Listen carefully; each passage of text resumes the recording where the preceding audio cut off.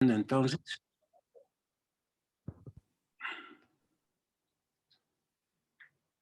bien, buenas tardes, estimados colegas. Vamos a hacer nuestra última sesión del módulo y bueno, vamos a compartir pantalla para ver la última parte de la presentación 3B.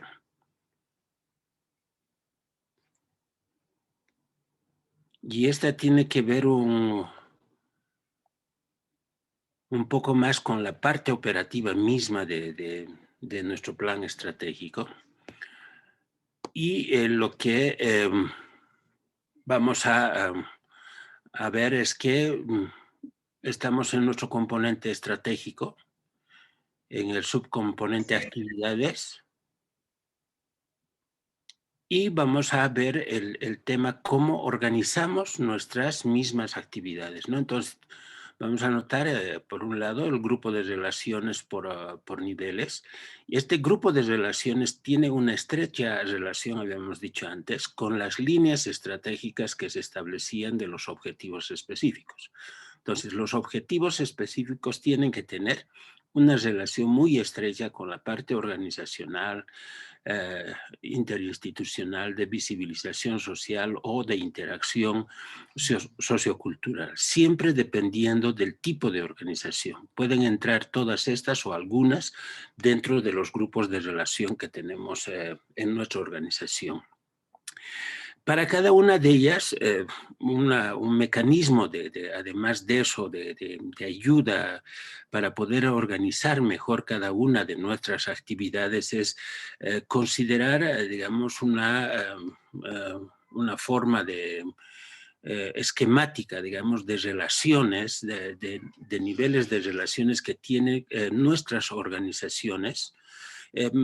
Esta forma en algunos casos se conoce como públicos meta, como públicos objetivos o clasificación de públicos. Tiene diferentes nombres dependiendo también de la metodología que se esté utilizando.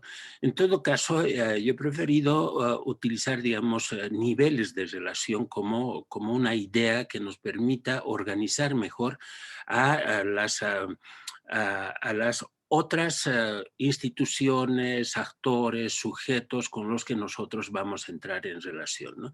Entonces, en el primer nivel, el círculo de medios, nuestra organización, y un primer círculo concéntrico va a estar compuesto por unas relaciones activas que tiene nuestra organización con sujetos, instituciones, actores de la sociedad, clientes, etcétera, se van a ubicar en este círculo concéntrico, siempre y cuando ella o ellos tengan una relación muy activa con nuestra organización, ¿no? Si nosotros pensamos en una organización comercial, por ejemplo, la fábrica de fideos Princesa, ¿no? Y focalizamos, digamos, un sector poblacional de ingreso medio como nuestro primer público objetivo. A este primer grupo objetivo lo vamos a ubicar en el primer nivel, porque va a ser un público o una población de relación activa, porque ellos van a ser los que nos van a comprar casi inmediatamente nuestros productos. En el caso de las instituciones públicas, por ejemplo, dependiendo de qué repartición de la institución pública estemos hablando, va a variar esta relación activa, este primer nivel, ¿no? Si es una unidad que trata, digamos, el tema de la problemática de la mujer, nuestro primer nivel activo van a ser las mujeres en general y en particular algún grupo poblacional que sea de interés de la organización. Entonces, en el segundo nivel, podemos ubicar a aquellas organizaciones, instituciones, sujetos, actores que tengan una relación media con nuestra organización, ¿no? Esto nos permite, este segundo círculo concéntrico, lo que nos permite es establecer alianzas estratégicas.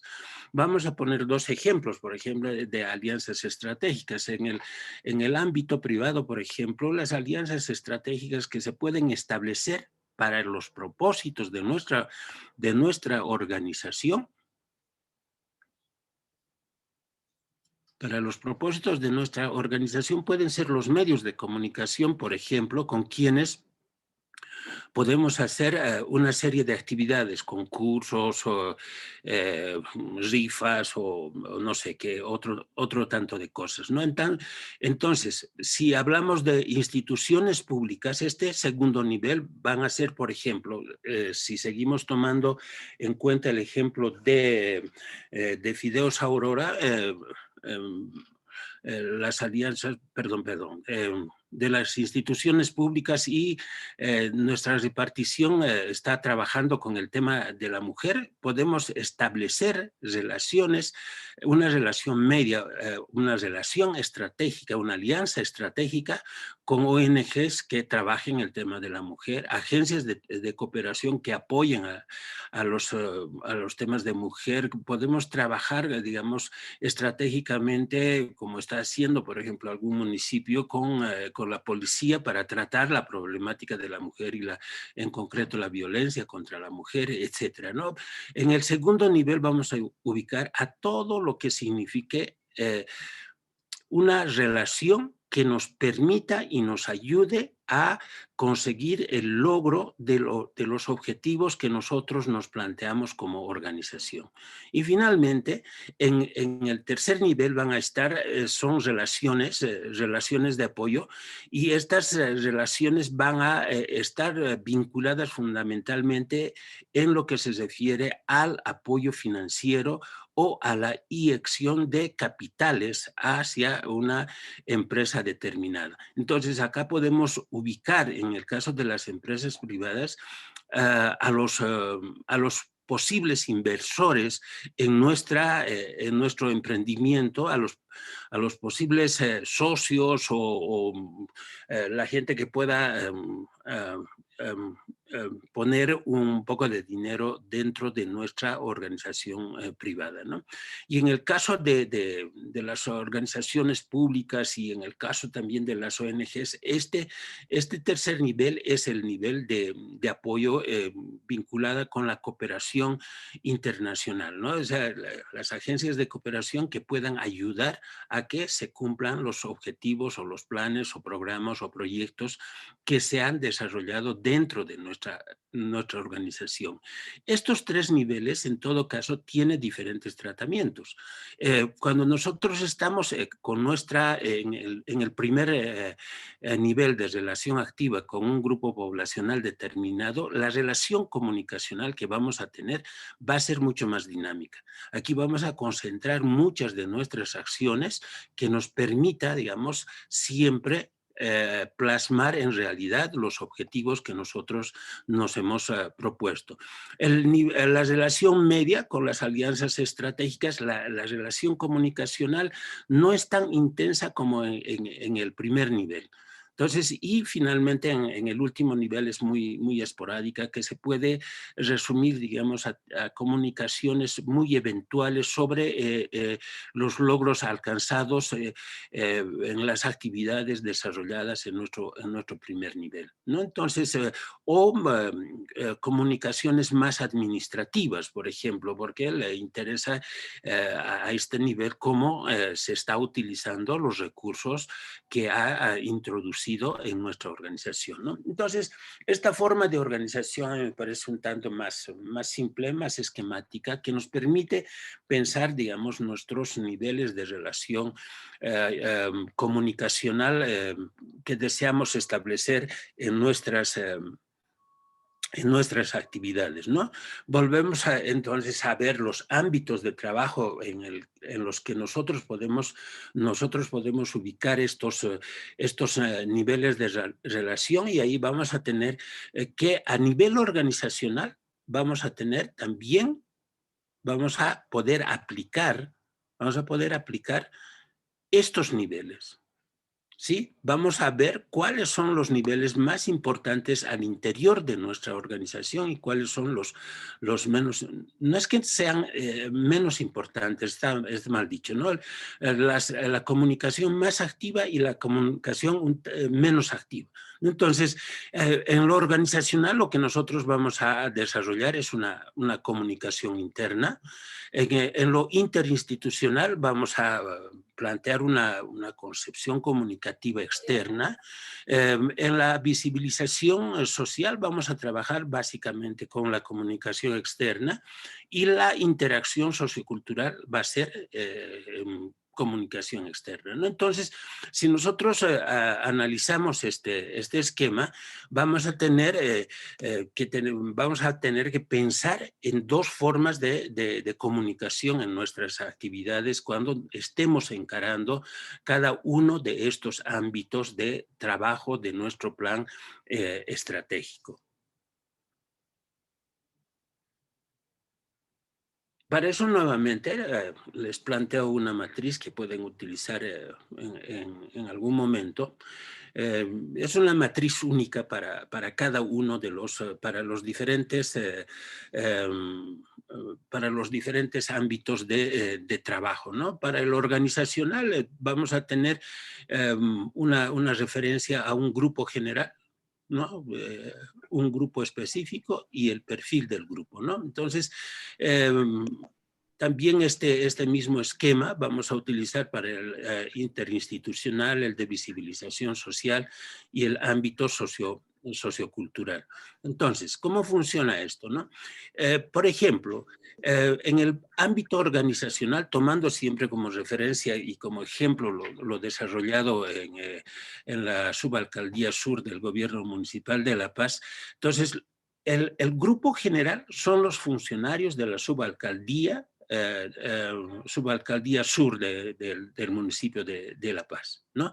Pero dentro de este grupo general existen grupos específicos que son mucho más importantes con los que nosotros vamos a trabajar. Por ejemplo, funcionarios del nivel ejecutivo, eso quiere decir subalcalde y directores, por ejemplo, ¿no? Funcionarios de nivel técnico, los que se encargan, digamos, de la operativización, de algunas actividades en algunas áreas determinadas, y finalmente tenemos funcionarios del nivel operativo, ¿no? Los que están trabajando, están ejecutando, digamos, lo proyectado y lo supervisado por el nivel técnico, básicamente, ¿no? ¿Cuál es el perfil, no?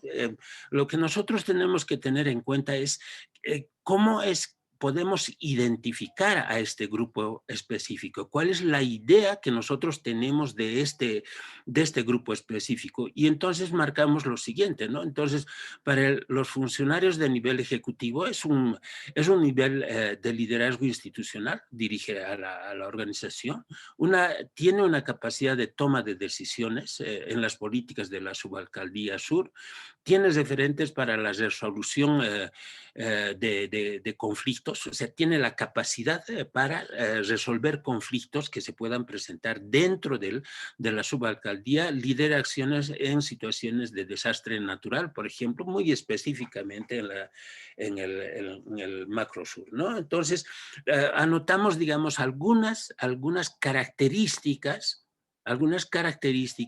que que nos permitan identificar muy rápidamente a este grupo específico que está dentro de un grupo general, ¿no? En los otros grupos específicos también hacemos lo mismo, ¿no?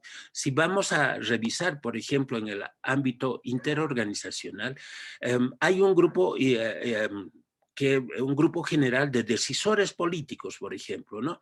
Dentro de este grupo estamos hablando ya en este ámbito, estamos hablando de las relaciones que puede establecer el Macrosur con otro tipo de instituciones públicas a nivel nacional o a nivel de gobernación o a nivel inter intermunicipal, por ejemplo, ¿no? Entonces, hay un grupo general de decisores políticos, porque ellos son los que plantean la política y que generan los mecanismos suficientes para la financiación de esas políticas, ¿no? Entonces, lo que nos interesa es relacionarnos con ministros y viceministros específicos, determinados, y también nos interesa. Estoy pensando siempre en relación comunicacional, ¿no? Nos interesa la gobernación, porque es el nivel de gobierno superior al municipal y que necesitamos una relación activa con la gobernación, ¿no? Para estos también diseñamos, voy a completar el ejemplo.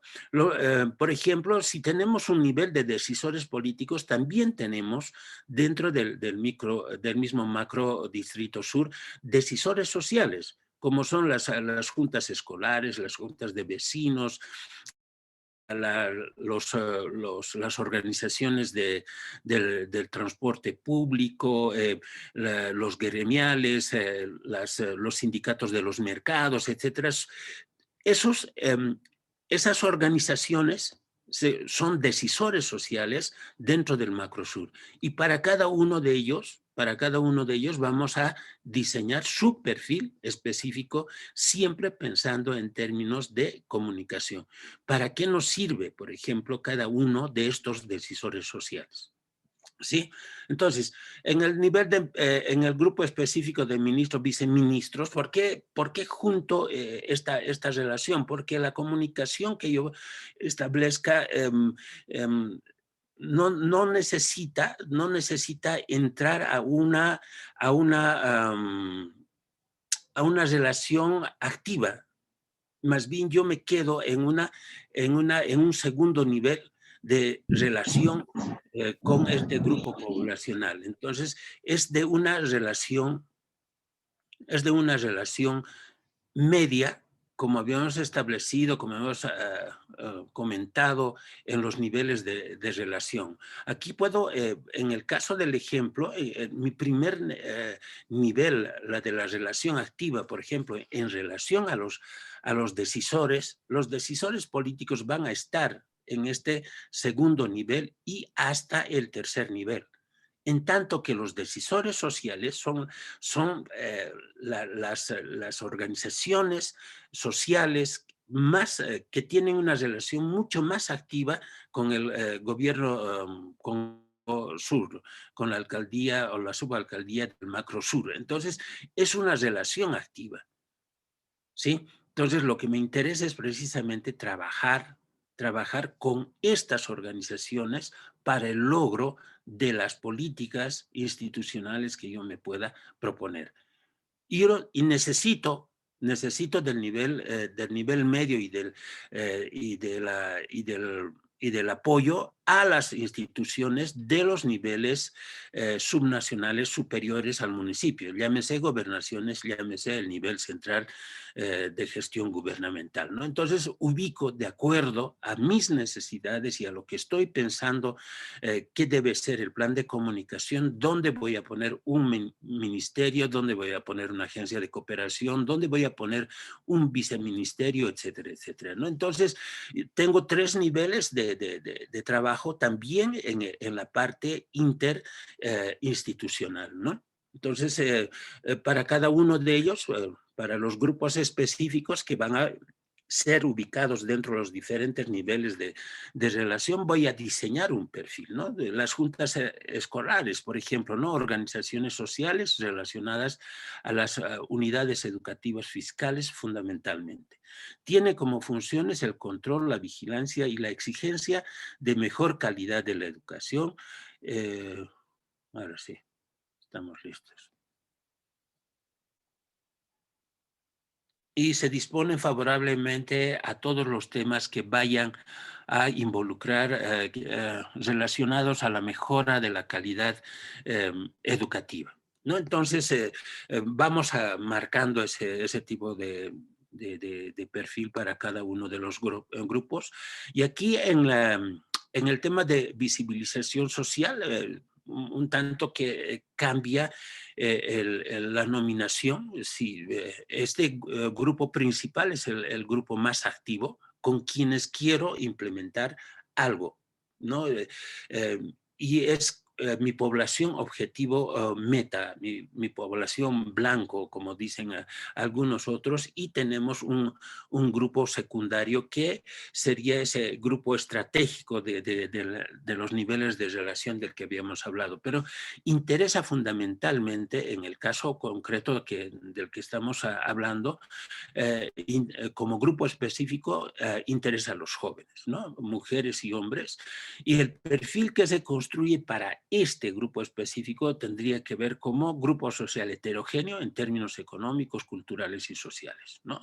Aunque aquí nosotros estamos viendo, estamos categorizando a un grupo poblacional como jóvenes, pero dentro de los jóvenes vamos a encontrar diversidad, ¿no? Y vamos a encontrar heterogeneidad. No todos los jóvenes son iguales. Ese es un principio fundamental, digamos, con el que nosotros vamos a trabajar con este grupo poblacional, ¿no? O sea, tenemos diferentes formas de juventud en todo el país, ¿no? Es un sector mayoritario en la pirámide de edades en el macrodistrito sur, ¿no? Cuando se revisa, digamos, la pirámide de edades del macrosur, lo que encontramos es que la mayor concentración poblacional está en los jóvenes, ¿no? 18 hasta 32 años aproximadamente, que está considerado como grupo poblacional joven, ¿no? Entonces es la cantidad más grande de esto, ¿no? Y dentro de ese sector mayoritario, las mujeres tienen eh, una mayor cantidad, no considerable, pero son más mujeres que hombres en el macrosur, ¿no?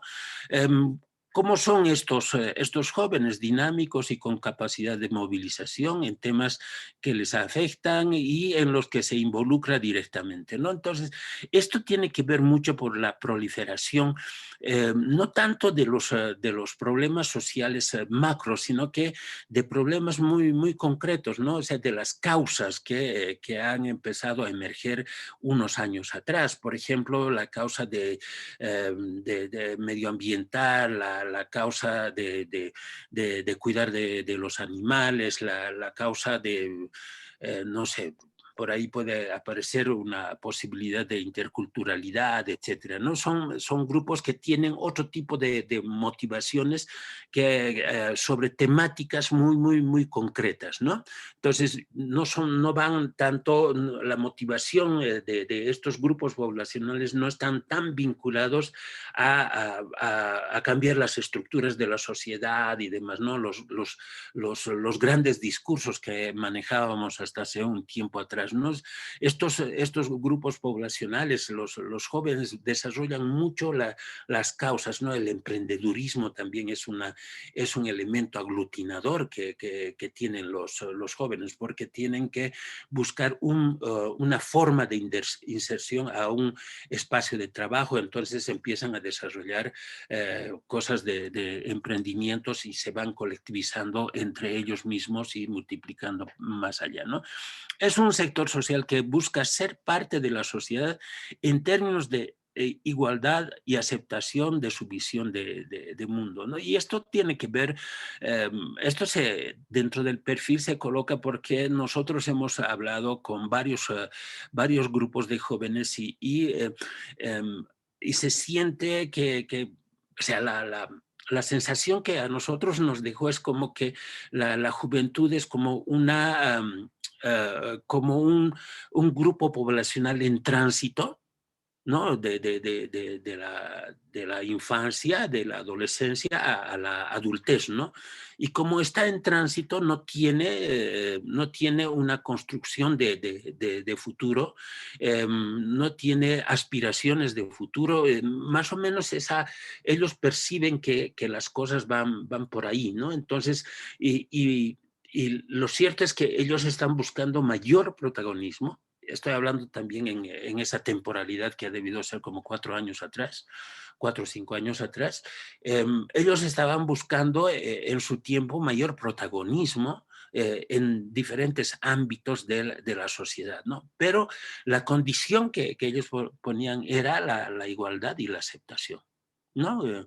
Eh, no sé si ustedes han notado, pero el uso de las tecnologías ha agudizado, digamos, em, esa visión de no igualdad que existe entre, por ejemplo, los jóvenes y los adultos, ¿no? O sea, los adultos no saben manejar las tecnologías, un diferenciador, y los jóvenes sí sabemos hacerlos, por ejemplo, ¿no? Entonces, y eso hace que la relación entre los adultos y los jóvenes se vaya a desquebrajar en la medida en que los adultos no entiendan de que se debe tratar a los jóvenes con igualdad y aceptación de sus visiones. Aquí debería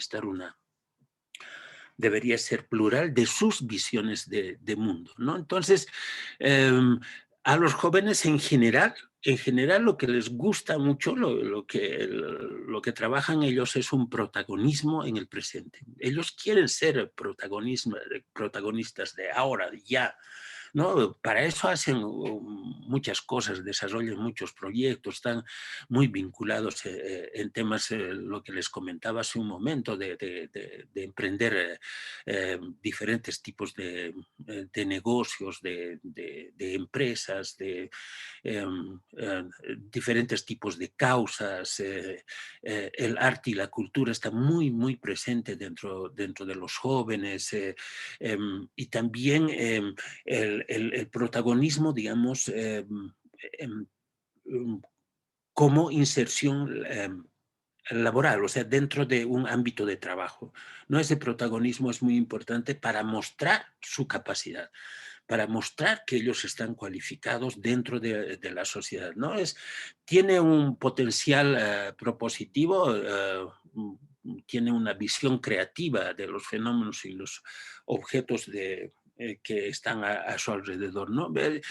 Trabajar con los jóvenes es una de las tareas muy, muy importantes que debe desarrollar cualquier organización pública, y todas las organizaciones privadas, la mayoría de ellas orientan todas en muchos de los casos orientan sus productos hacia los jóvenes, ¿no? Porque es un sector de consumo mucho más activo también, ¿no?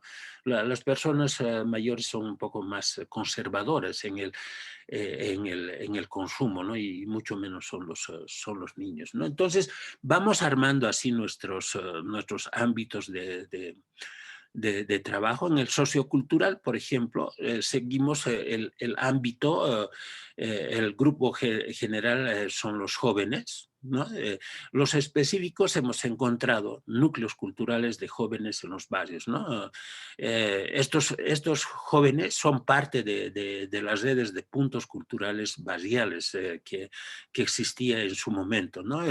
Hay una cantidad impresionantemente grande, por ejemplo, de jóvenes emprendedores, y una de las cosas que encontramos en ese entonces y que estaba comenzando a emerger eran jóvenes emprendedores destinados o que estaban comenzando algunas iniciativas económicas vinculadas a la gastronomía, ¿no? O sea, comida rápida muy, muy exótica, restaurantes, cafés pequeños y demás, estaban muy concentrados en estos jóvenes emprendedores empresariales en la zona sur, ¿no? Y la variedad de posibilidades de emprendimiento empresarial son varias, ¿no? Desde las mismas microempresas. En Chasquipampa, por ejemplo, hay muchos, en ese tiempo había muchos puestos de hamburguesas así ambulantes que estaban siendo manejadas por jóvenes, ¿no?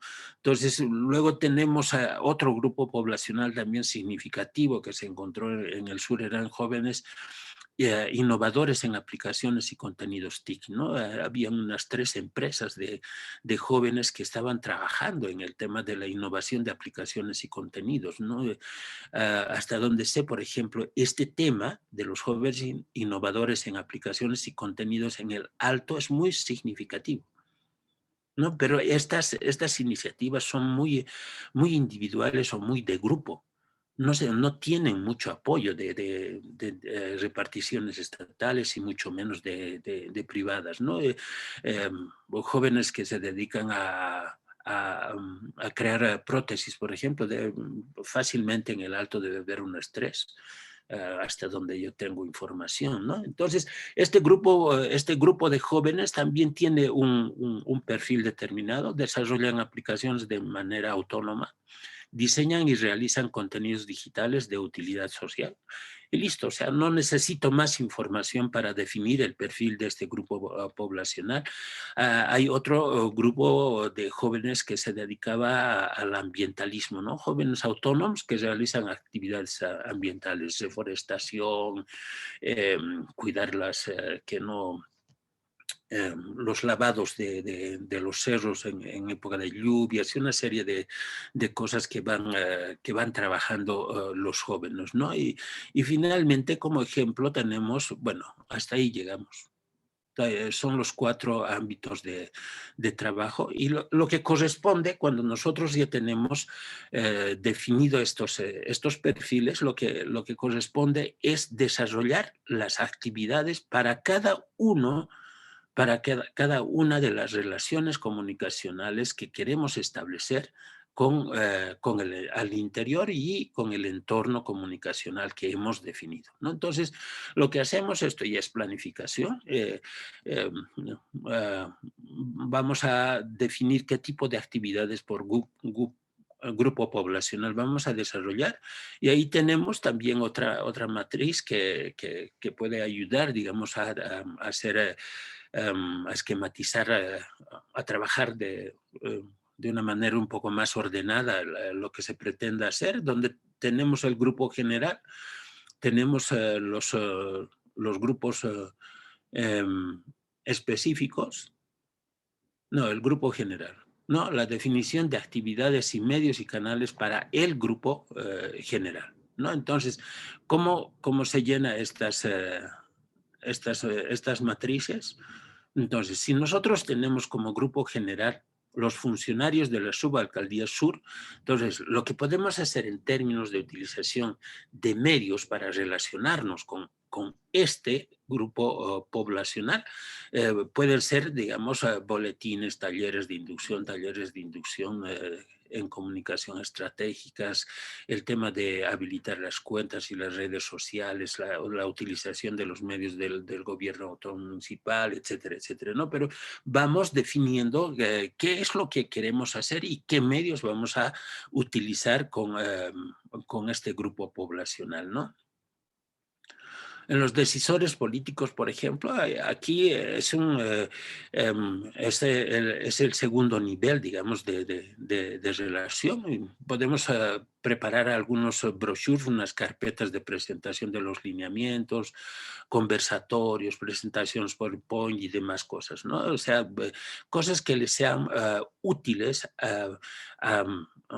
y sintéticas fundamentalmente relacionadas a este grupo poblacional que corresponde al segundo nivel, ¿no? En el caso, por ejemplo, de visibilización social, ya trabajamos con los grupos específicos y qué es lo que vamos a hacer con cada uno de estos grupos específicos, ¿no? Una campaña multimedios para jóvenes, juntas escolares y juntas de vecinos, por ejemplo, otras campañas multimedias para los otros grupos específicos que hemos definido, ¿no? Y finalmente, en el ámbito sociocultural, este tal vez es el ámbito en lo público, en las organizaciones públicas, es lo más creativo que uno pueda tener. Porque en tanto que cuando estamos en el ámbito de visibilización social, como ustedes pueden ver, se puede resumir únicamente a campañas, ¿no? La acción comunicacional que queremos desarrollar desde la organización podemos resolverla con campañas, ¿no? Y campañas multimedios fundamentalmente, ¿no?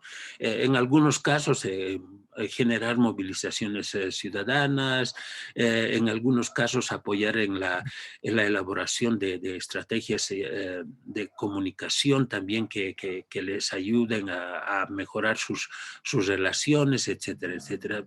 Pero desde mi punto de vista, lo más creativo y lo más rico, digamos, de esta concepción de comunicación integración que estamos proponiendo es el ámbito sociocultural, ¿no? Donde vamos a encontrar una verdadera dinámica de interacción comunicativa entre los diferentes actores de una determinada, relacionadas a una determinada organización, ¿no?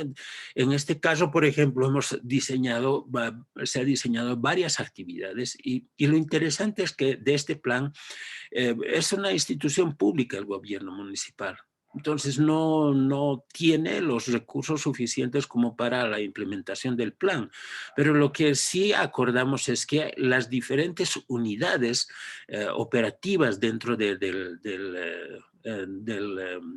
la subalcaldía sur podían ir ejecutando algunos de estas actividades orientadas a jóvenes, mujeres y hombres como grupo específico, ¿no? Entonces, ahí teníamos, por ejemplo, foros debate social sobre la temática territorio sur, ¿no? O sea, y esto tenía que ver un tanto con la idea de reconocerse ser miembro del macro sur, ¿no? Porque resulta que un poco también dentro del momento en que nosotros comenzábamos a conocer la dinámica, digamos, del macro sur, lo que teníamos aquí es que sentía la gente de que simplemente el macro sur era un lugar de descanso, ¿no? Porque todas las actividades que desarrollaban muchos de los habitantes lo realizaban en el macro distrito del centro, ¿no? Y entonces bajaban a dormir o era simplemente un territorio de divertimiento, de diversión, de amenidad, irse de boliches y demás cuestiones, y pare de contar, ¿no? O sea, y no se conocía muy a profundidad qué significaba el sentido de la educación, la salud, el medio ambiente y demás otros temas dentro del territorio, ¿no? O sea, y la idea es que o sea, con ese criterio de autonomía de la subalcaldía se plantea esta idea de territorio sur, por ejemplo, para debatir diferentes temáticas que están presentes dentro de la problemática general que vive el macrodistrito sur, ¿no? Entonces, el otro tema, digamos, que propusimos, y este estaba en ejecución, no sé cómo habrá quedado la idea, pero era encuentros de sur a sur, ¿no? Y la idea de este encuentros de sur a sur es precisamente generar encuentros de, por ejemplo, de jóvenes en la diversidad y en la pluralidad, ¿no? O sea, volviendo a la idea inicial, la juventud no es un grupo homogéneo, no es, la juventud es muy heterogénea. Y esa heterogeneidad, esa diversidad, también está inscrita dentro de los márgenes de la pluralidad de pensamientos y dentro de la pluralidad de opiniones, ¿no? Entonces, lo que se buscaba con este de sur a sur es precisamente encontrar espacios en los que puedan encontrar los diversos y los plurales para poder hablar de joven a joven sobre sus problemáticas, sobre su realidad, ¿no? Entonces, el otro tema era de mujeres por la inclusión, que también tiene el mismo sentido. O sea, todavía nosotros como país no hemos logrado, y no sé cuánto tiempo más tardaremos, pero la barrera esa que nos impide, digamos, poder tener un imaginario único, colectivo, relacionado a la discriminación y el racismo nos impide, digamos, avanzar algo. Y en el tema de las mujeres también sucede lo propio, ¿no? Hay otros temas que también son importantes dentro de esa visión de sur-sur. O sea, el tema de la memoria es un tema que yo ando trabajando hace un tiempo atrás. El tema de la memoria es tremendamente importante de poder trabajar en los territorios concretos, Y los territorios concretos son los barrios. Y ahí están los adultos mayores, los grandes pioneros de los barrios, quienes pueden contar las historias muy, muy vividas de su tiempo hasta dónde han llegado ahora las generaciones venideras, ¿no? Luego, en el sur encontramos una gran cantidad de profesionales de clase media y que ellos hacen se insertan en diferentes tipos de organizaciones, están desde las públicas hasta las privadas, y la mayoría de estos profesionales se dedican a proyectar cosas, ¿no? A trabajar, a pensar en términos de futuro, proyectar diferentes tipos de acciones, ¿no? Y con ellos también la idea es trabajar el sur mismo, ¿no? Emprendedores de empresas, miradas de vecinos nuevos y antiguos, que es otro tema muy, muy interesante, digamos, dentro de los territorios, ¿no? Porque no, la gente que va a vivir a un lugar, no, y esto sucede en diferentes lugares, ¿no? No es... hay una diferencia entre los vecinos, los que tienen una vivienda propia y los que han impulsado la creación de una comunidad determinada, de un barrio determinado, con los inquilinos, por ejemplo, ¿no? Y hay una relación no equitativa. Ambos están haciendo la vida de un barrio, pero hay una diferenciación entre los vecinos, que son los propietarios, con los inquilinos, ¿no? Entonces, una serie de temas que se puede ir trabajando. Eh, Luego, encuentros con manos del sur, ¿no? Y esto tiene que ver con el tema de qué es lo que se está haciendo en el sur, ¿no? ¿Qué tipo de emprendimientos se están haciendo? ¿Qué innovaciones? El tema de los TICs, ¿qué están produciendo con las TICs, etcétera, etcétera, ¿no? Un componente de movilización social en el sur nos visita. Y esto tiene que ver con los fines de semana, por ejemplo, ¿no? O sea, hay una gran cantidad de restaurantes en todo el macro sur, por ejemplo, que reciben visitantes, ¿no? Las plazas también se llenan de visitantes. Entonces, y resulta que dentro de ese escenario, lo que no existe es una conciencia muy clara de la importancia del vecino que está visitando otro vecindario, del paseño que está visitando un vecindario determinado. Entonces, lo que se buscaba con esta idea es que los vecinos que son, digamos, habitantes del sur tengan una conciencia en relación a los visitantes.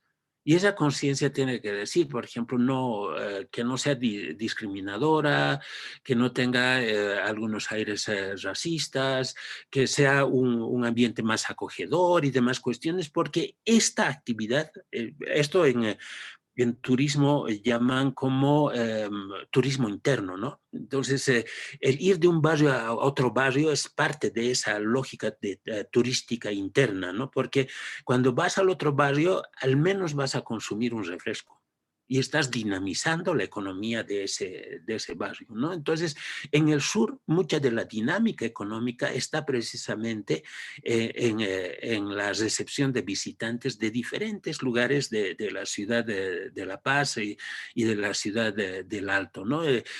Otros temas interesantes también que se planteó es leer en el sur, ¿no? O sea, este tema es...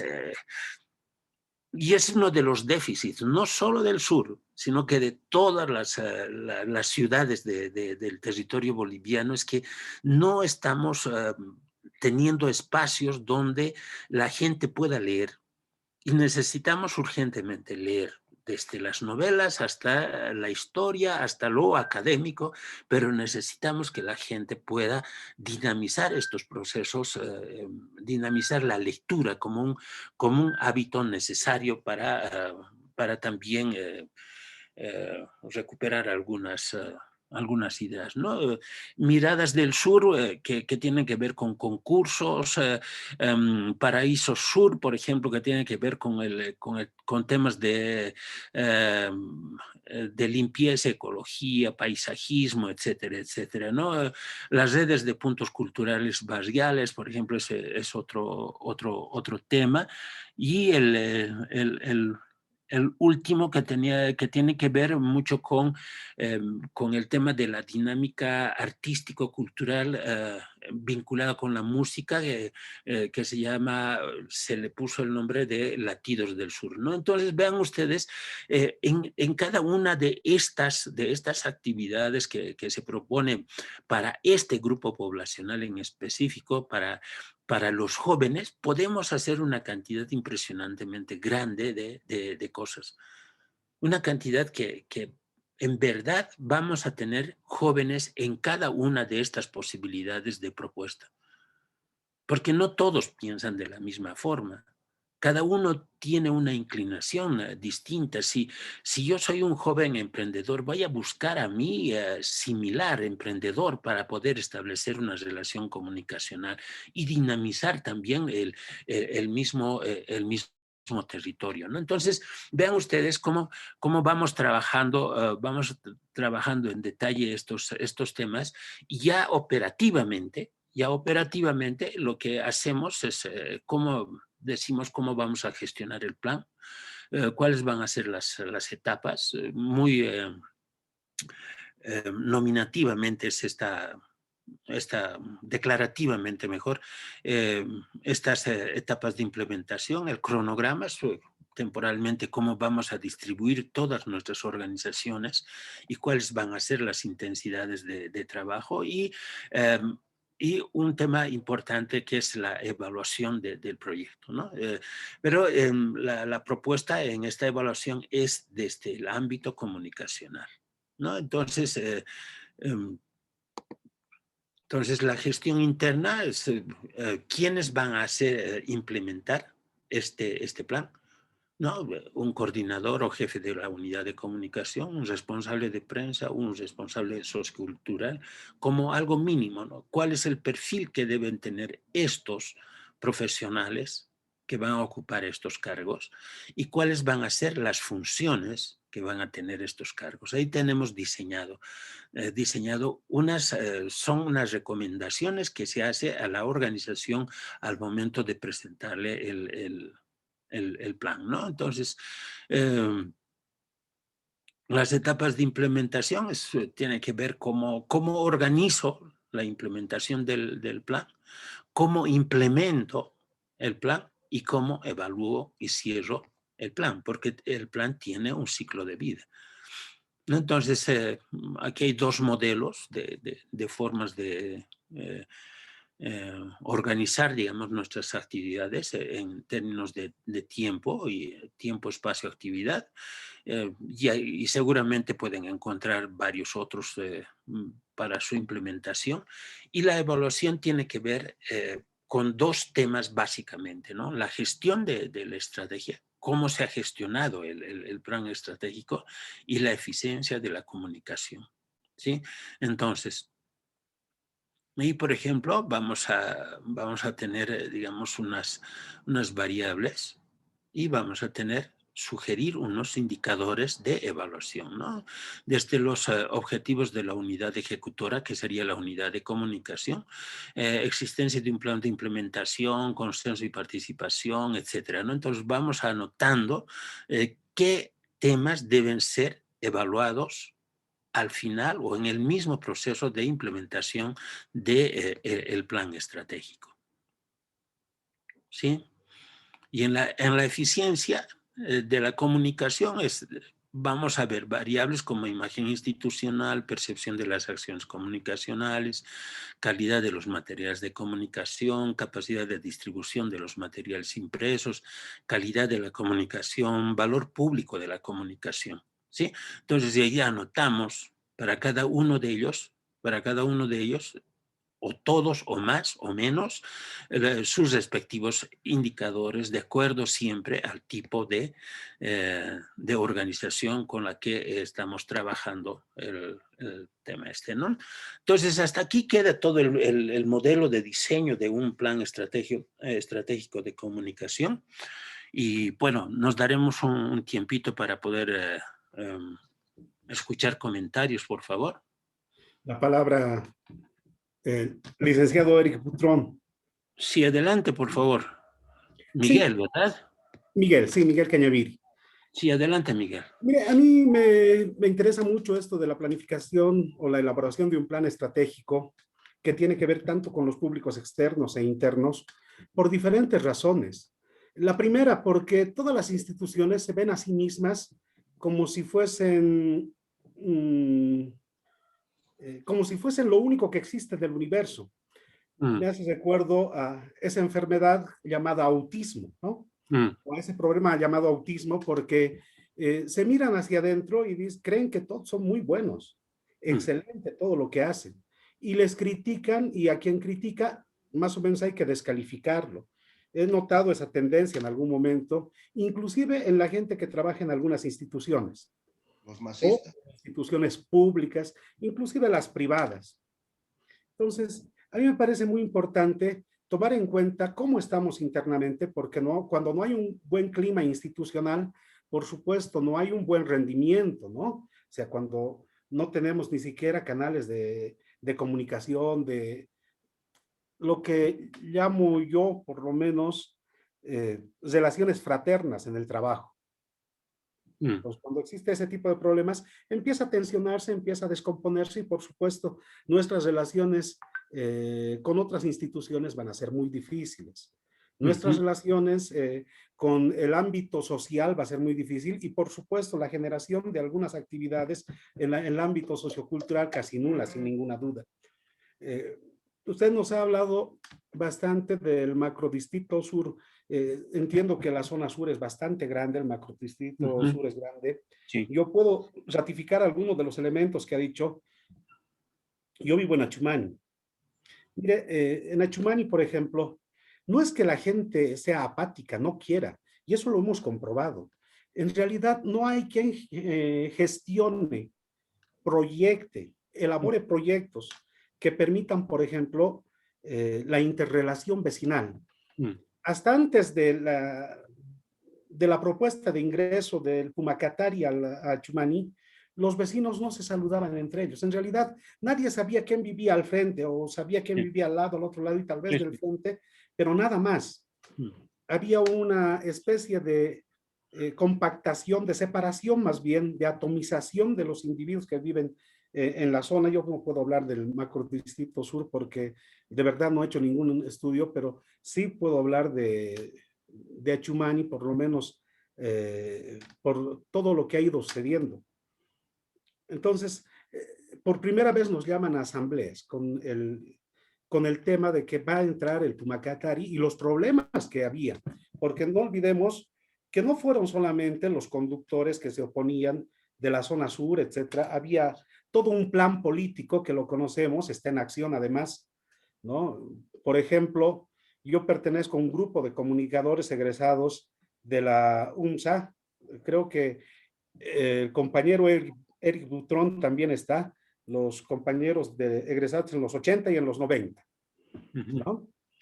Y recuerdo que una compañera, muy amiga mía, por eso además no doy el nombre, no solo por eso, sino porque no se debe dar, pero decía mentira, se ha quemado chatarra del Pumacatari cuando hubo los problemas de octubre o de noviembre.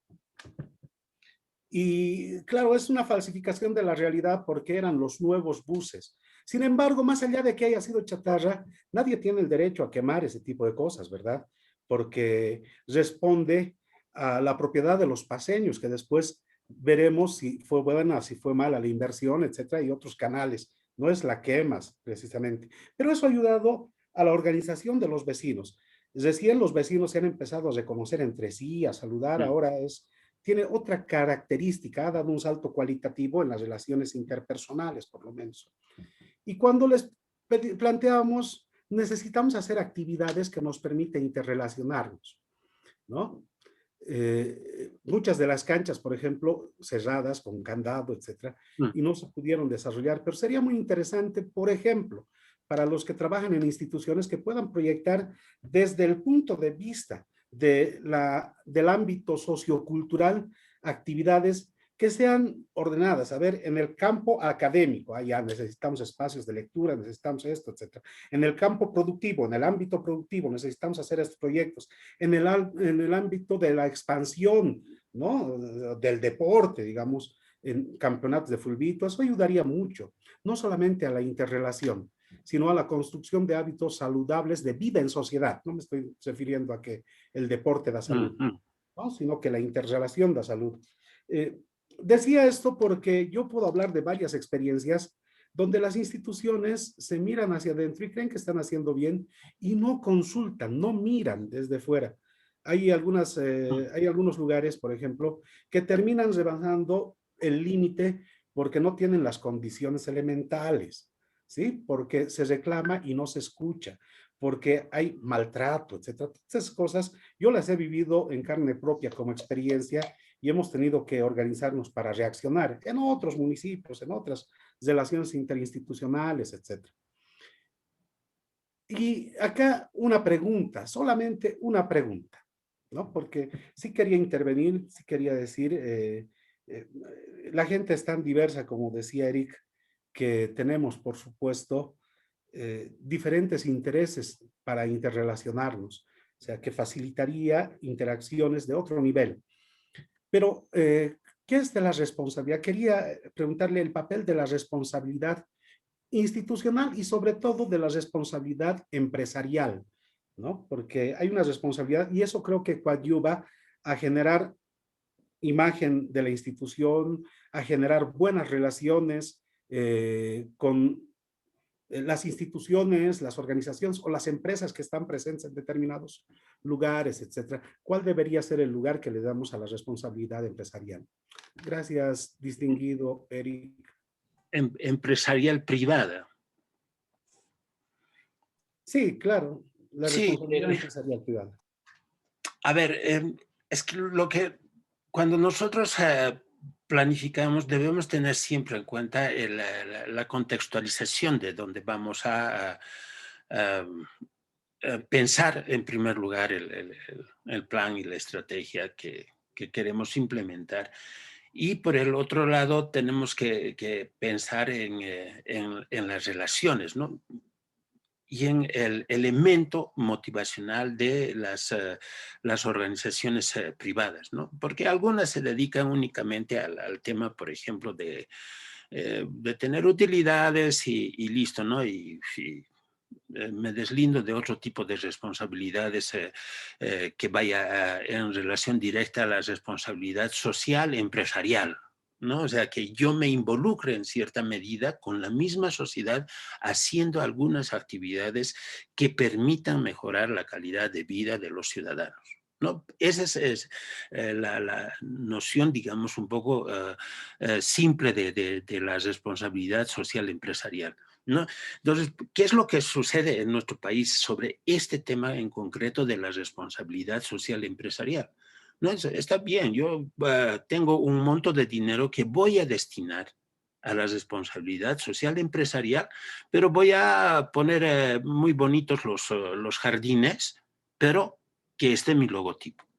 Pierde el sentido de la responsabilidad social empresarial, porque estás utilizando un bien público para seguir haciendo lo que sigues haciendo permanentemente, que es difundir tus servicios o tus productos para que la gente se pueda entusiasmar. Pero la responsabilidad social que tiene una empresa eh, cualquiera una empresa privada cualquiera está muy vinculada a la esencia misma de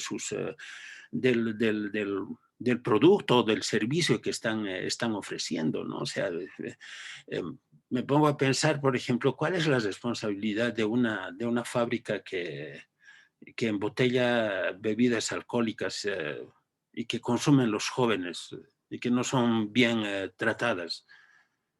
Esta empresa tiene una responsabilidad social al hacer eso, que 2 tragos se toman los jóvenes y se pierden ya de entrada, ¿no? O sea, yo creo que está muy vinculado al propósito que tiene la empresa, pero si yo tengo por ejemplo, una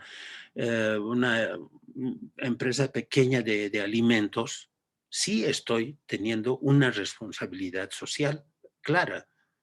Voy a ofertar estos productos a la sociedad para que puedan tener una mejor, para que puedan alimentarse mejor, por decir algo así muy ligeramente, ¿no? Entonces, el propósito de las organizaciones privadas va a estar en términos de responsabilidad. El propósito va a estar vinculado al tipo de organización privada que sea esta, ¿no? O sea, eh, yo veo así, un tanto así el tema. Ahora, ¿cómo encontramos los nexos comunicacionales dentro de la sociedad? ¿Sí?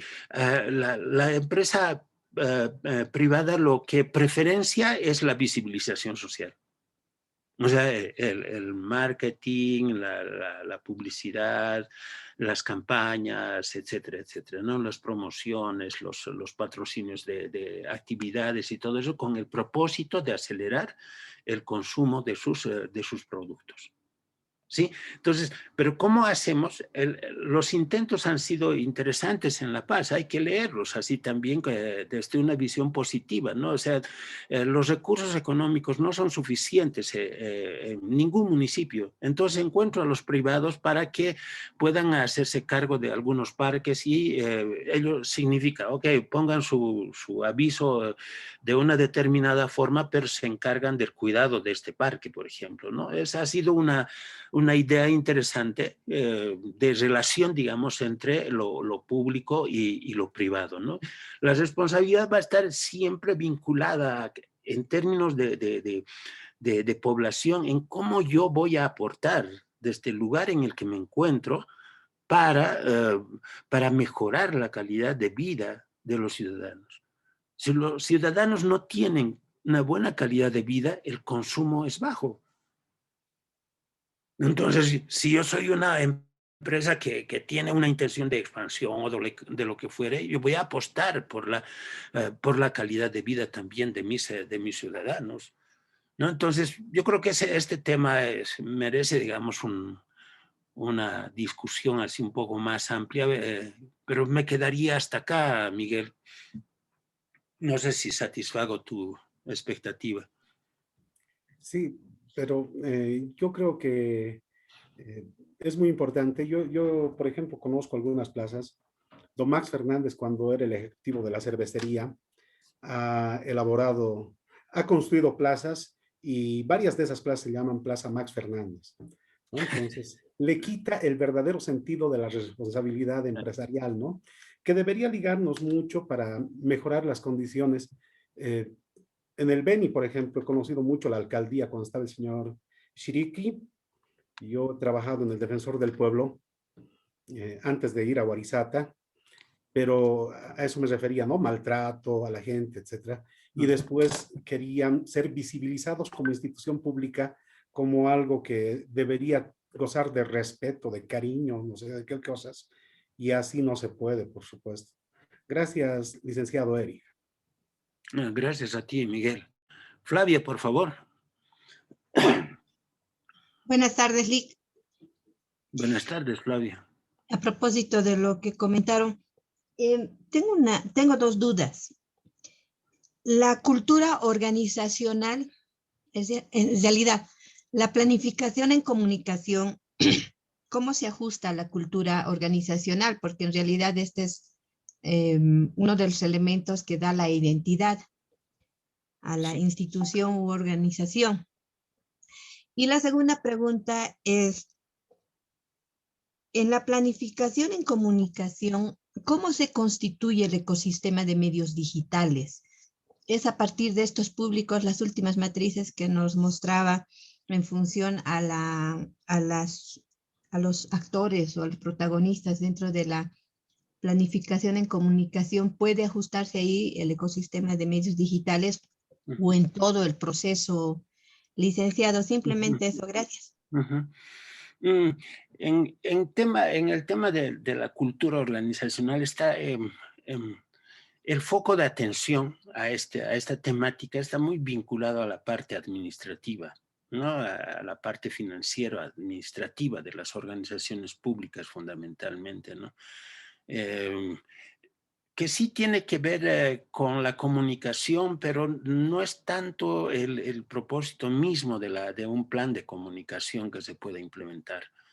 Entonces, el tratamiento de la cultura organizacional es muy, muy particular. Hay que, los expertos en cultura organizacional lo que van a hacer es, van a utilizar, digamos, mecanismos diagnósticos y mecanismos de mejora de la cultura organizacional de acuerdo a una visión muy, muy, muy particular, ¿no? En términos de comunicación, lo que nosotros vamos a tratar de hacer es que las personas se puedan encontrar comunicacionalmente para el logro de un propósito organizacional. Sí, o sea, lo que queremos es que los logros, los objetivos organizacionales se puedan plasmar en realidad. Si para eso está dificultando el tema del clima organizacional, la parte administrativa debe tomar sus cartas en el asunto para mejorar el clima organizacional, ¿no? Este es un tema no de ahora, es casi eterno. No podemos convivir,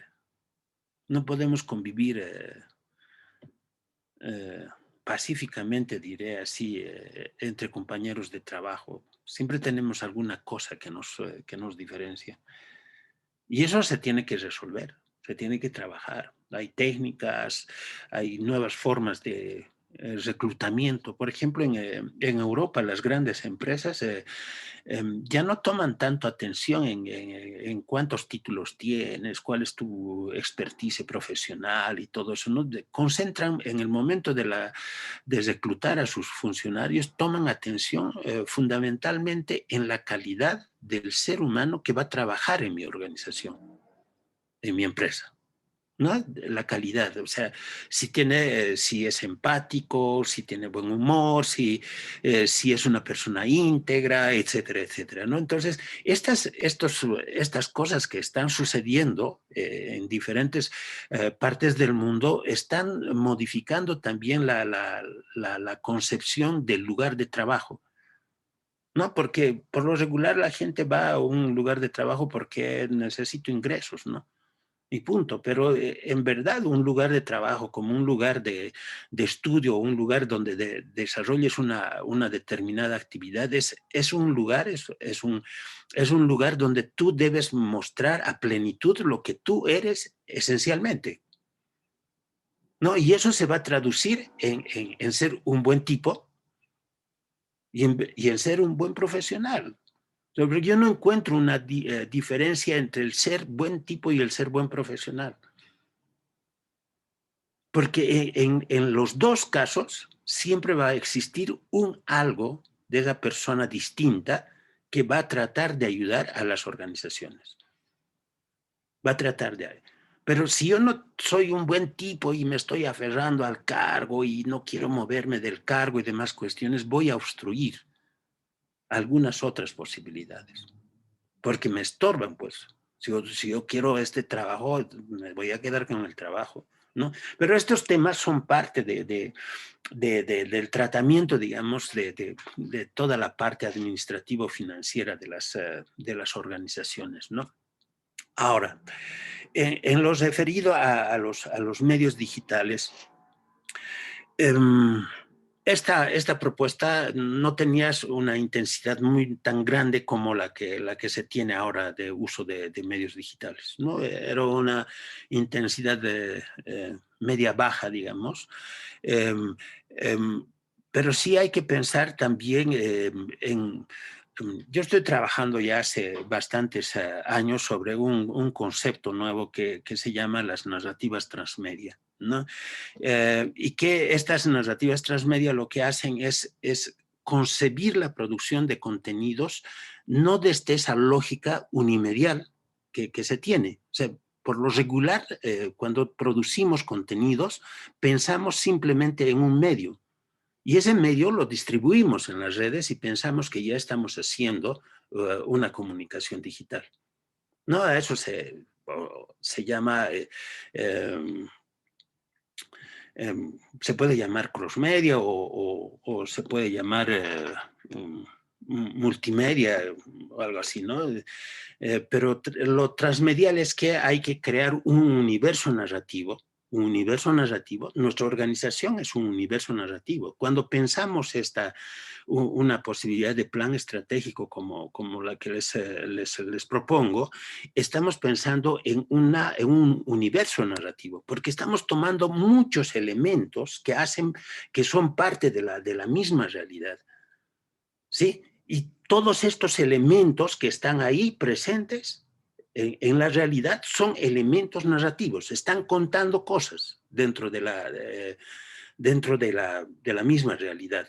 Entonces, cuando nosotros utilizamos los medios, o sea, no únicamente los medios digitales, ¿sí? Hay un concepto de un profesor argentino que vive mucho tiempo en España, y él dice, y tomando como idea lo que Marshall McLuhan en algún momento y Postman, su discípulo de McLuhan, plantearon, digamos, por los 80, 70, 80 aproximadamente, que hay una ecología de los medios, ¿sí? Y Scolari se llama este autor. Él dice, desde el momento en que empiezan a emerger los nuevos medios digitales, la ecología de los medios tradicionales se transforma. Y lo que estamos viviendo es una nueva ecología de medios. Una ecología mucho más grande. Y que además de eso, la emergencia de estos medios digitales, son un peligro para los medios tradicionales. Porque tienen la capacidad de fagocitárselos, de comérselos, ¿no? Y desarrolla toda una propuesta a partir de esto y dónde desemboca la idea de Scolari y de otros autores, de Henry Jenkins, es en las narrativas transmedia. El cortar la diversidad en diferentes medios. Si nosotros nos ponemos a pensar este plan estratégico que les he planteado, con la lógica transmedial, tiene mucho de transmedia. No hay una preferencia, en ese momento no era muy fuerte la presencia de los medios digitales, ¿no? Algunas páginas y listo, ¿no? Pero ahora ya la dinámica ha cambiado dentro de lo digital. Y es muy fácilmente, o sea, si nosotros nos planteamos la idea de hacer, además de eso, pensar un plan estratégico desde una visión transmedial, cambia absolutamente todo en relación a lo que nosotros haríamos en términos comunicacionales para una organización. ¿Sí? Ahora, en este tiempo ya no se habla de mensaje, por ejemplo. O sea, el mensaje es un concepto que no está siendo sustituido, pero se está dando una mayor atención a la producción de contenidos que vaya a alimentar este universo narrativo, que se cuenta a partir de la utilización de medios de comunicación. ¿Sí? ¿Está bien, Flavia? Sí, Lick, es muy interesante. Le he preguntado justamente porque, ¿se acuerda hace años? Sí, usted participó en unos seminarios, ¿no? Y justamente nos hablaba de la televisión. Ay, me olvidó el adjetivo, la televisión digital, terrenal, no me acuerdo, territorial, no me acuerdo bien. Y justamente, sí, ahí me surgía la duda de cómo se ajusta. Ahora, esta narrativa transmedia de la cual nos habla usted, ¿es la misma que en estos tiempos se habla del storytelling? El storytelling es una forma de contar, ¿no? O sea, es en español es contar el storytelling, ¿no? Pero lo que hace el storytelling vinculado, relacionado, digamos, al ámbito empresarial privado, es que ya no te dice consume esto, ¿no? O sea, consume, no sé, el ejemplo tradicional que siempre viene a la cabeza, consume Coca-Cola porque serás feliz o lo que fuere, ¿no? No que por detrás, o sea, detrás del producto hay una historia que te pueden contar. Sí, y ese es el storytelling, ¿no? No está visiblemente presente el producto, sino que el producto está por detrás. Lo que importa es la historia.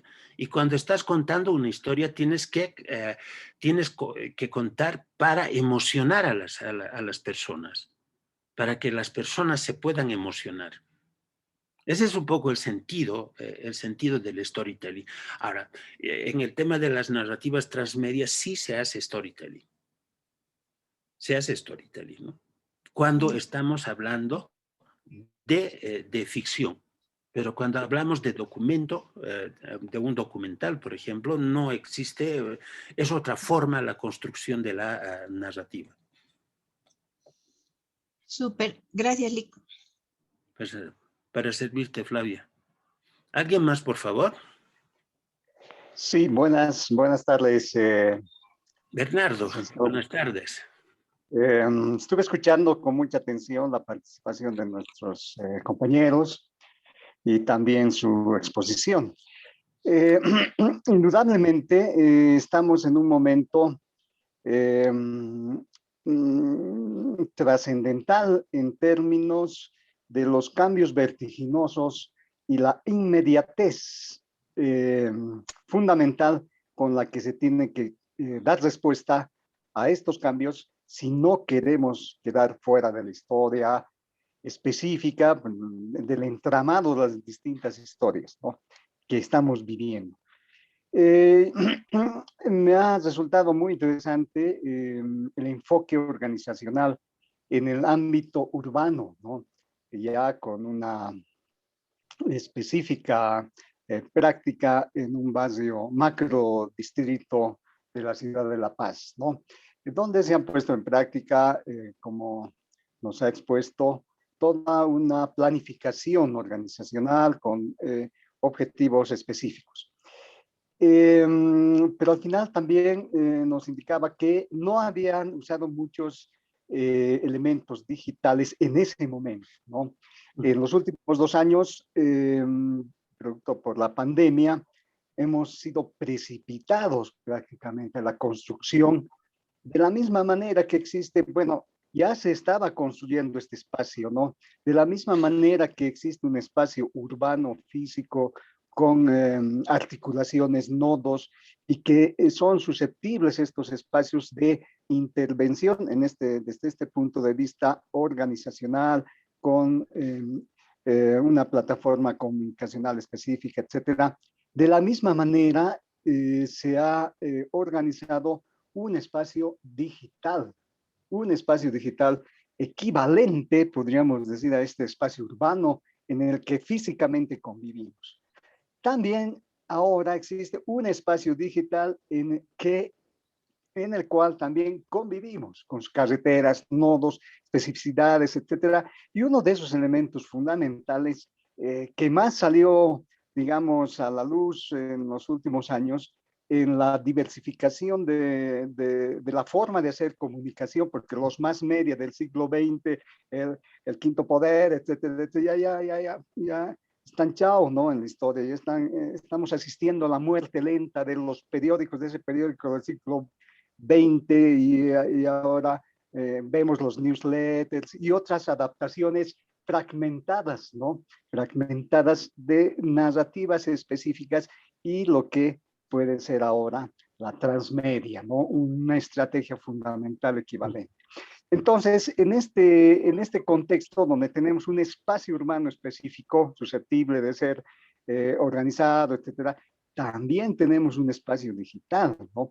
Y yo creo que ahí está, podríamos decir, eh, el quid de la cuestión. Ahí está la, el tema de cómo se articula para las próximos años la planificación, porque ya no es posible hablar del espacio urbano sin tomar en cuenta el espacio digital, porque en cada barrio, por ejemplo, existen los grupos de WhatsApp, donde las peleas que antes existían en las plazas, etcétera, vemos las peleas en los grupos de WhatsApp, etcétera, etcétera, etcétera. Entonces, los ciudadanos en los barrios se organizan también en ciertos grupos digitales. Entonces, yo creo que esta interrelación es un elemento fundamental. Entonces, yo quería comentar esto porque hay elementos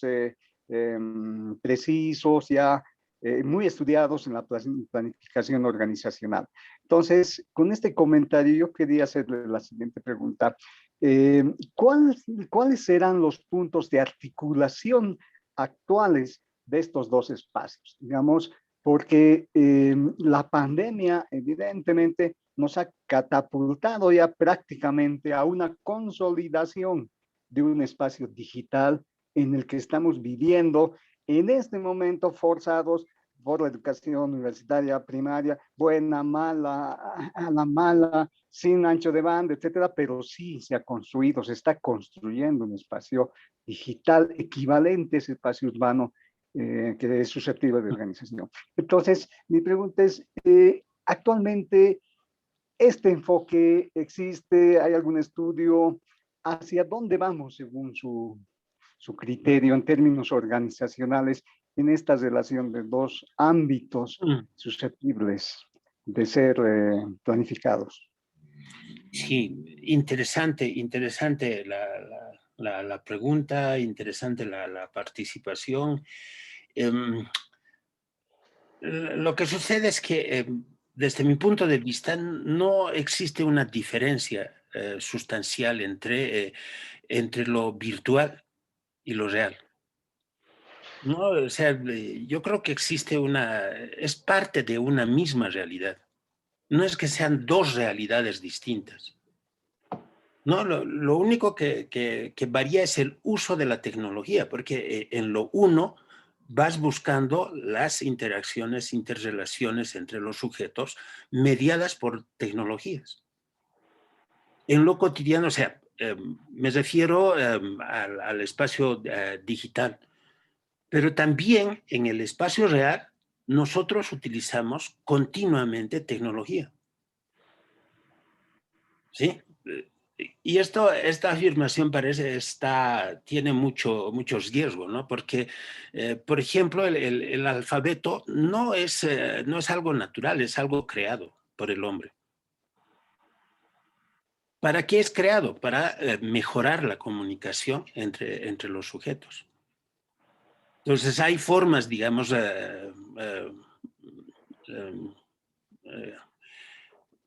de letras, voy a utilizar, tiene un nombre específico que no me viene a la cabeza, pero cada cultura tiene una forma de comunicarse con el otro a partir de unos rasgos, de unos signos que hace en una determinada superficie. Eso es tecnología. Entonces, ¿qué es lo real y qué es lo virtual? Esa es la gran pregunta en este momento, ¿no? Entonces, y para eso, digamos, hay algunos autores. Uno de los autores que se me viene a la cabeza es Pierre Levy, es un canadiense filósofo. Es extraño que los filósofos estén pensando tecnologías, pero ya por los 90 él hace un escrito sobre qué es lo virtual. Se pregunta para responderse luego sobre lo virtual, ¿no?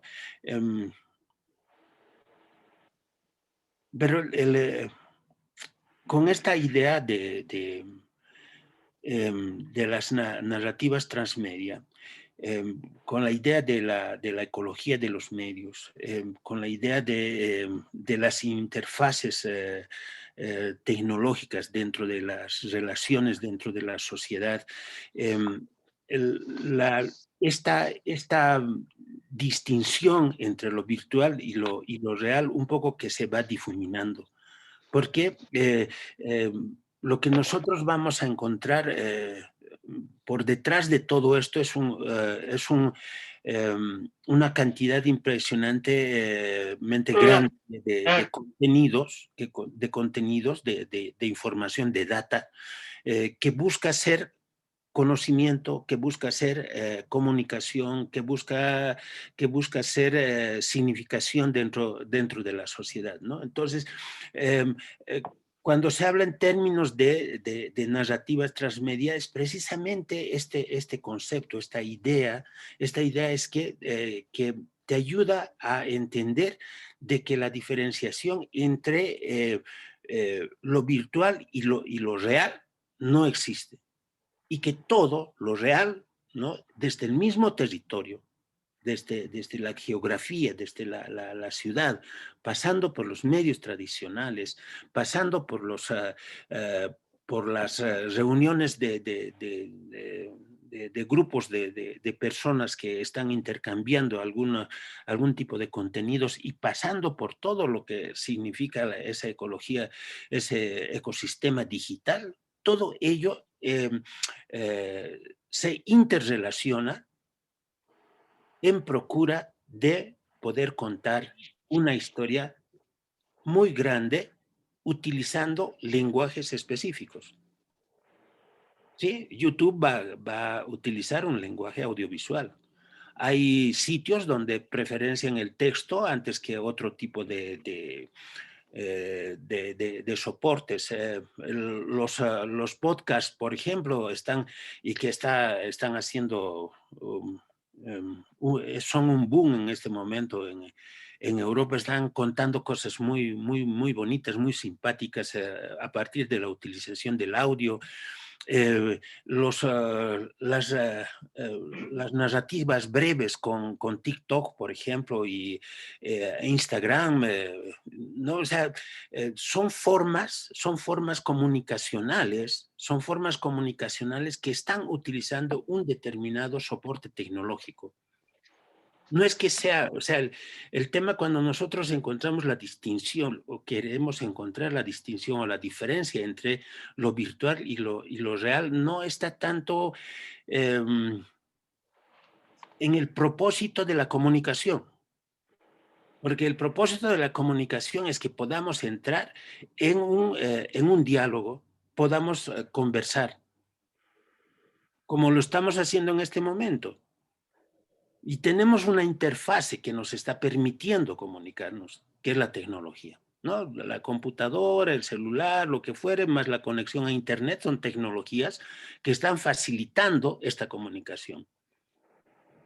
¿Sí? Como se inventó el alfabeto para comunicarnos, también se inventó esta tecnología para comunicarnos. Ahora, la pregunta es interesante. ¿Dónde está lo real y dónde está lo virtual de esto? Si todo lo que tenemos es tecnología.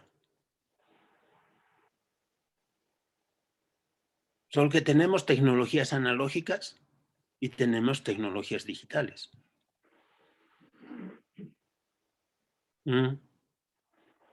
Y por eso, o sea, en términos estrictamente comunicacionales, no creo que exista una diferencia de estos dos ámbitos. Y mucho más en términos de producción de contenidos, utilizando, digamos, la idea de las narrativas transmedia, estos dos ámbitos se complementan. Se complementan. Porque entre los dos, entre lo virtual, lo digital y lo real, van a contar una historia. Y lo que importa es la historia. O lo narrado. No sé si satisfago, Bernardo, tu pregunta. Sí, sí, muchas gracias. Simplemente quería complementar lo siguiente. En términos de las dos matrices tecnológicas que se han llevado a cabo en el siglo XXI, desarrollado en el siglo XXI, que es lo analógico y lo digital, ¿no? La mayoría de nosotros que estamos en este curso hemos tenido la suerte, yo digo eso también a mis alumnos, los de mi generación, la mayoría de más, menos, un poquito más, menos, hemos tenido la suerte y somos unos privilegiados porque hemos visto dos matrices tecnológicas y nos hemos convertido en híbridos, no hemos ido de lo analógico a lo digital. Y concebimos el mundo, planificamos el mundo a través de esa óptica, podríamos decir. Sin embargo, las nuevas generaciones, desde los millennials, los transmillennials, que los llaman, etcétera, etcétera, son estrictamente digitales. No han vivido la era analógica, es decir, la matriz analógica, no solamente como tecnología, sino como concepción sociocultural, que es una concepción sociocultural, ¿no? Y lo mismo lo digital. Eso tal vez a nosotros nos da un plus, digamos, en la comprensión del tema. Sin embargo, también puede ser algo que tal vez perjudica porque no entendemos la visión estrictamente desde el campo de alguien que ha nacido en la era digital, de los nativos digitales, ¿no? Que para ellos un reproductor de cassette, por ejemplo, nunca lo han visto y no saben qué es, digamos, ¿no? Entonces, esas dos matrices tecnológicas, desde mi punto de vista, están eh, fluctuando en las producciones de todo tipo y en este caso en los enfoques organizacionales. Tan interesante. Sí, por último, permítame comentar también esto que ha dicho usted, algo muy interesante, los lenguajes, ¿no? Cómo se ha diversificado los lenguajes, desde mi punto de vista, enriquecido los lenguajes con los distintos dispositivos digitales que permanentemente están apareciendo, ¿no? El TikTok, el Instagram, el Facebook, y que tiene, por ejemplo, el WhatsApp, donde se han unido el lenguaje escritural y visual con los iconos. Eso da un plus también para la comunicación de lo que era hace unas décadas atrás, ¿no? Gracias, licenciado. Sí, sí, no, este tema es muy apasionante, porque es muy nuevo y muy retador, además de eso, ¿no? Porque cuando yo escucho en los medios de comunicación, en los informativos, declarar a las personas volver a la normalidad, pucha, no es que me espante, sino que me llama la atención, ¿no? O sea, cómo hemos vivido tan intensamente y forzadamente el cambio tecnológico que queremos volver a la normalidad pasada antes del COVID. Y no podemos retroceder. Y tenemos más bien que discutir qué es lo que vamos a hacer con nuestra sociedad en cuando ella adopte a plenitud, digamos, todo el potencial tecnológico. Ahora tenemos brechas así impresionantemente grandes en el acceso y uso de las tecnologías, ¿no? Desde los profesores, por los alumnos, por los papás y medio mundo. En estos 2 años y medio que estamos en pandemia, se ha podido ver todos los desequilibrios en la sociedad, todos los desequilibrios democráticos de acceso y de uso de las tecnologías, ¿no? Pero a la vez, en otros países también están pasando lo mismo. Y lo interesante es que esto ha desnudado todas las debilidades de medio mundo, ¿no? España, que ha sido considerada, además de eso, como uno de los países en el mundo que tenía acceso, cobertura total, digamos, del acceso a Internet, en la pandemia se ha demostrado de que no era así. Y que tenía unos bolsones poblacionales bastante significativos que no tenían acceso a Internet. han tenido que repensar sobre la marcha cómo resolver las cosas, ¿no? Nosotros no tenemos la costumbre de pensar el futuro. España ha discutido el año pasado junto con la Argentina, Uruguay, porque he estado haciendo seguimiento de estos temas. México han estado discutiendo sus académicos sobre el tema de la educación y la tecnología. ¿Qué es lo que pasa? ¿Qué viene adelante? ¿Cómo vamos a resolver nuestros temas? ¿Cuál va a ser el modelo educativo que vamos a utilizar adelante? Y a nosotros nos falta eso precisamente, debatir. Flavia, ¿levantaste la mano? No, ya no, Lick, gracias. Solo quiero que hables. No, ¿Algo más, por favor?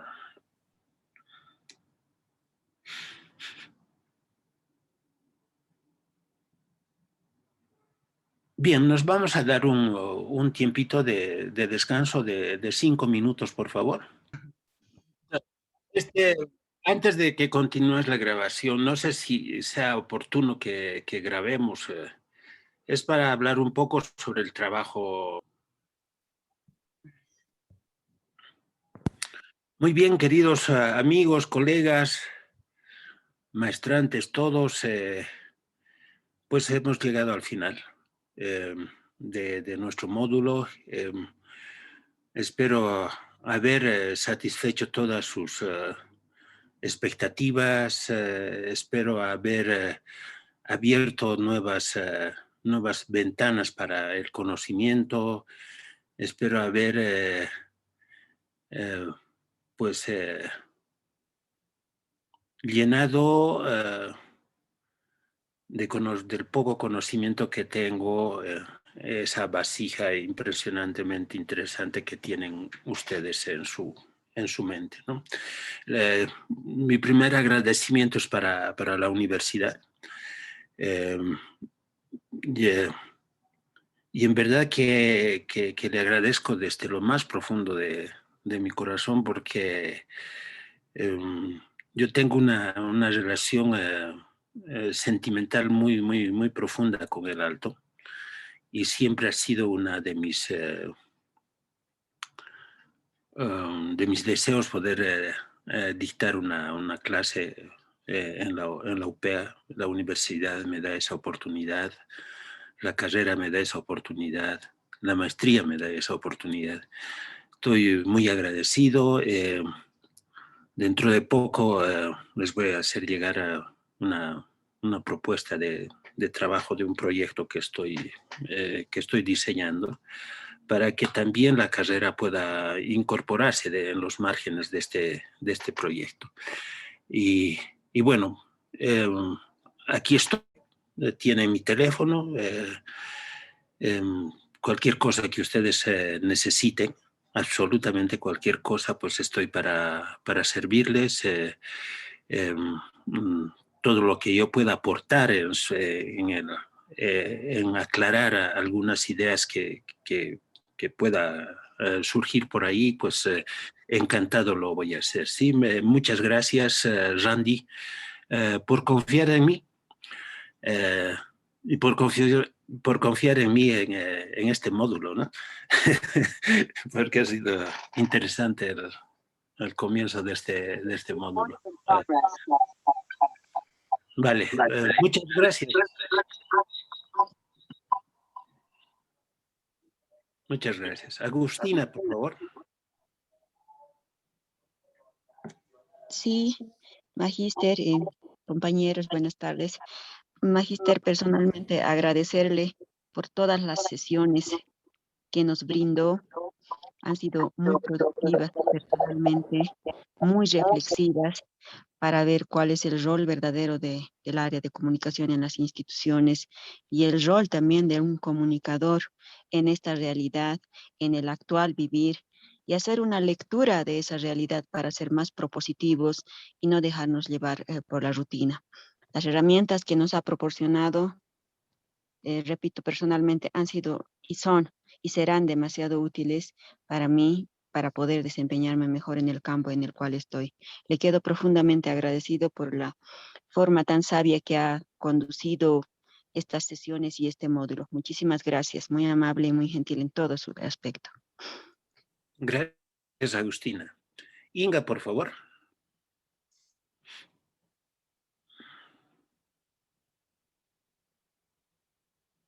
Bajámoslo. Licenciado Butrón, perdón. Muchas gracias por todo. Realmente he aprendido un montón.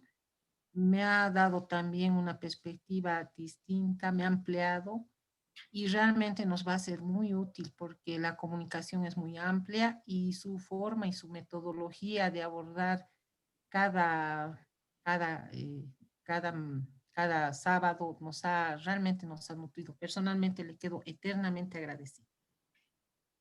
Eso es. Bueno, muchas gracias, Inga. ¿Alguien más, por favor? Por favor, yo también quiero agradecer de verdad, de todo corazón, este tiempo que nos ha dedicado porque hemos podido ordenar varias de las ideas sueltas que podíamos haber tenido y ha sido realmente una contribución muy interesante la que ha hecho desde la perspectiva teórica, académica y la comprensión que debemos tener respecto a la comunicación y a los nuevos tiempos en los que están atravesando la sociedad y particularmente la comunicación. Muchísimas gracias, licenciado. Gracias a ti, Miguel Ángel. Gracias. Flavia. Lic, cuando comencé el módulo, realmente me alegré mucho haberlo visto. Yo soy una de las personas que siempre lo sigue o está siempre al tanto de lo que usted está haciendo porque la verdad es el único docente que conozco que combina la práctica con la teoría. Y definitivamente ha sido muy enriquecedor este módulo con usted. Le doy muchas gracias.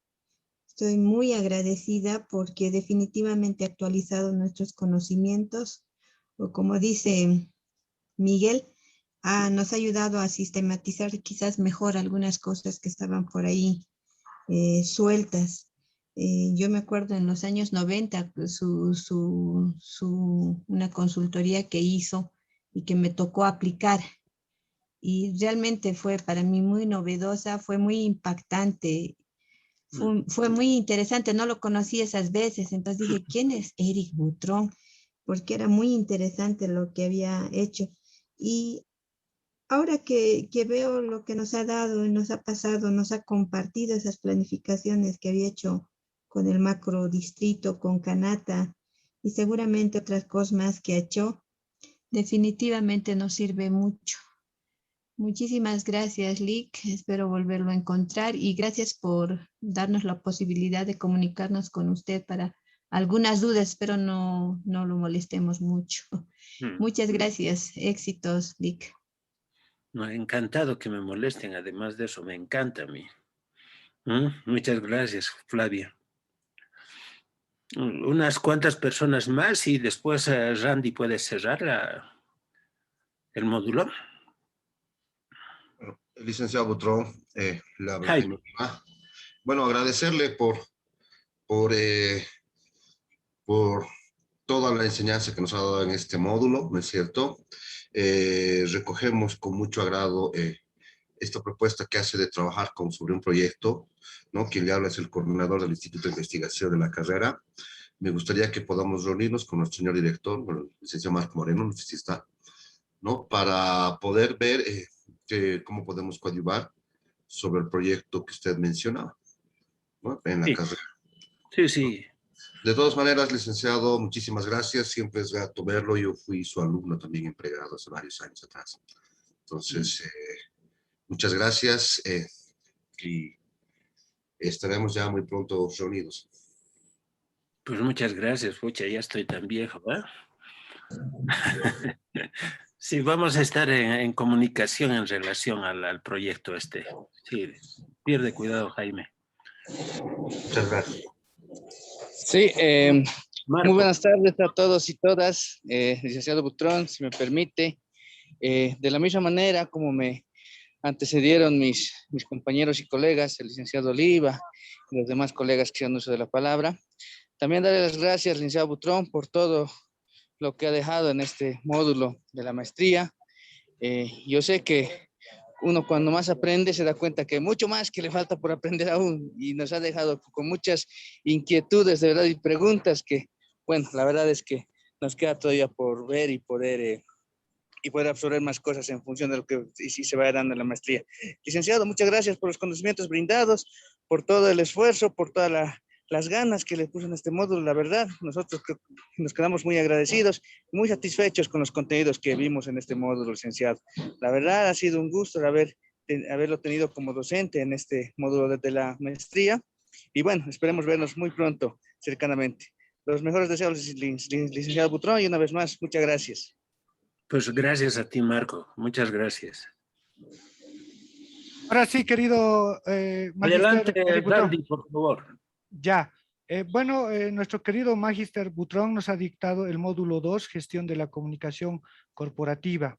También nos va a acompañar en el módulo 7, producción video multimedia, que también es una de sus especialidades.